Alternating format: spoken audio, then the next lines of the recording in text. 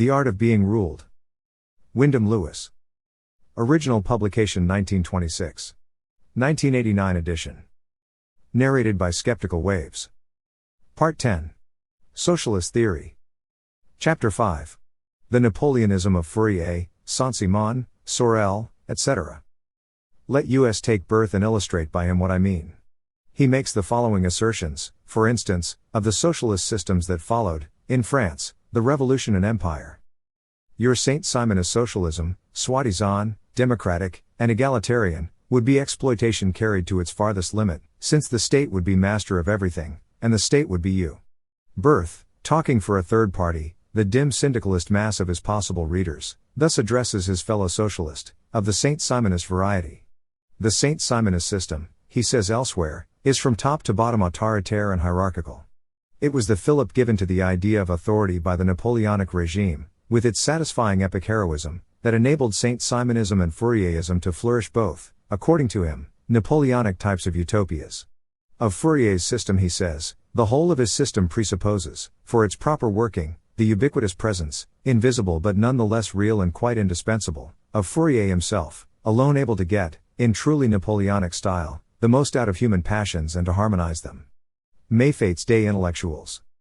Fourier and Saint-Simon are both accounted for by Sorel in the same way, by their position in the shadow of the French Revolution and the Napoleonic Wars.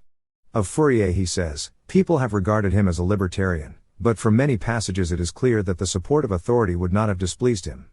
We know, besides, that in all sentimental organization an iron discipline is automatically established, monastic bodies, savage bands, etc., supply the proof of that.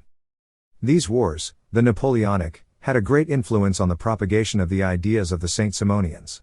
France had been like a vast besieged city, and all her economic resources had been conscripted in order to secure the life of the civil population.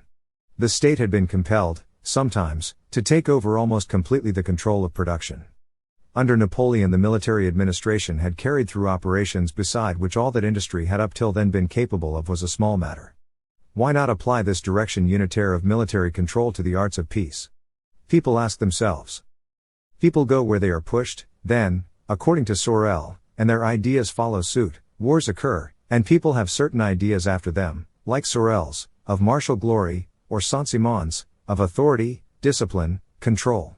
The iron disciplines of wars are applied to peace, so that peace is not very different from war. When an intertribal war is not in progress, a civil war should be used to fill the gap.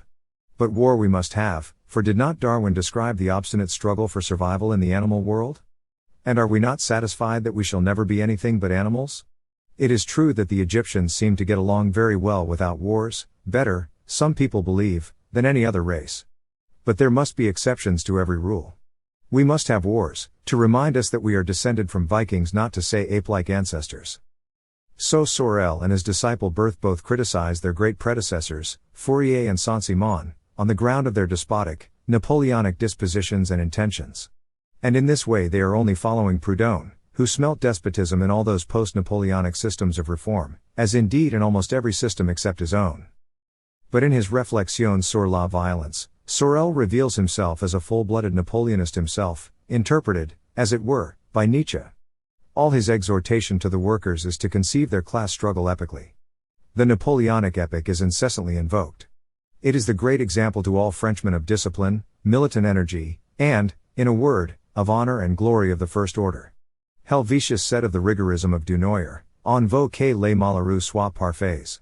Sorel similarly wanted every workman to be a perfect hero. Workmen, of course, very unfortunately, have other ideas about their destiny.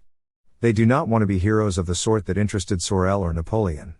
One night of Paris will repair all this, said Napoleon at Eylau, as he surveyed the heaps of corpses, with his unforgettable Caesarean smile. But the workman does not think on those lines, unless he is allowed to be Napoleon, which of course would put another complexion on the matter. But Pelloutier, so much admired by Sorel, says, we are the irreconcilable enemies of all despotism, moral or collective, that is to say, of laws, and of dictatorships, of the proletariat as much as of the rest, and the fervent supporters of the culture of self. Or again he says that a man's little finger appears of more consequence than the conquest of an empire. That is not the spirit of the Napoleonic armies, nor of any epical transaction. Such a spirit of militant individualism would certainly be destructive of all discipline, military, monastic, or industrial. And discipline, with that of the Napoleonic armies as a model, is the thing on which above all others Sorel insists. In the essentials, in the very heart of their doctrine of emancipation, all the great theorists profoundly disagree, but they usually agree in sketching a life for the workman emancipated from capitalism of such a Spartan description that, should the workman ever take it into his head to read their works attentively, he would undoubtedly recoil with horror and consign them to the dustbin with full force of the popular vocabulary salvoing behind them. But everyone knows, who understands anything about it at all, where Berth says above that the Saint Simon estate would be Saint-Simon himself, or that of the most powerful of his followers, and nobody else's state except those few peoples who invented it and set it up, that must apply to every form of state as much one set up by Berth or Sorel as by Saint-Simon. A master you must have and will have. It is your prospective masters who are squabbling amongst themselves over you. All you can do is to pray that the best man may win, or the best woman, and if possible, intervene at what you judge a critical moment in his, or her, favor. A marketing or hawking of myths proceeds briskly. Those who exclaim most scornfully about other people's utopias are all the time, naturally, trying to sell us a utopia of their own. But that they are not consistent, and do not appeal by way of the reason but by way of emotion, is not their fault. The multitude, which does nothing by reason, as La Rochefoucauld says, exacts these methods to a great extent. It wants a fine myth for its money or its life, and it is not critical of the technique that produced it.